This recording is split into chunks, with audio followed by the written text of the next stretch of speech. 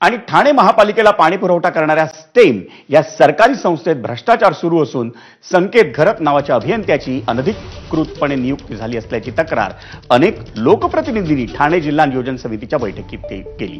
त्यानंतर संकेत घरत यांच्याकडून तातडीने सध्याची जबाबदारी काढून घेण्याचे आदेश हे उपमुख्यमंत्री एकनाथ शिंदे यांनी दिले।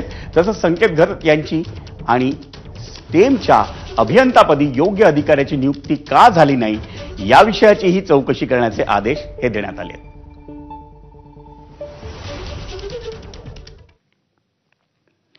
ठाणे जिल्हा नियोजन समितीच्या बैठकीत भाजप आमदार संजय केळकर यांनी पुन्हा ठाणे शहरासाठीच्या धरणाचा प्रश्न उपस्थित केला।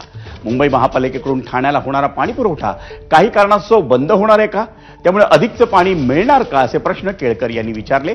त्यावर ठाण्याला होणाऱ्या पाणी पुरवठ्यासंदर्भात मुंबई महापालिकेशी चर्चा झाली असून तो खंडित होणार नाही असं स्पष्टीकरण उपमुख्यमंत्री एकनाथ शिंदे यांनी दिलं। तसंच वसई विरार आणि पालघरसाठीच्या धरणांमधलं पाणीही आपल्याला म्हणजे ठाणे महापालिकेला मिळेल असं त्यांनी सांगितलं।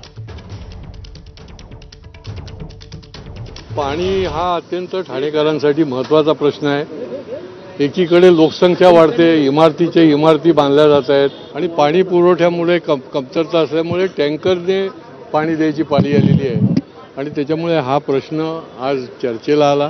रेग्युलर बैठका घेऊन हा धरणाचा प्रश्न जो आहे तो मार्गी लागला पाहिजे अशी आमची आग्रही भूमिका आहे आणि माननीय पालकमंत्र्यांनी देखील की निर्देश दिले। मग पुनर्वसनाचे असतील किंवा पुढच्या कार्यवाहीच्या त्या सलग बैठका घेऊन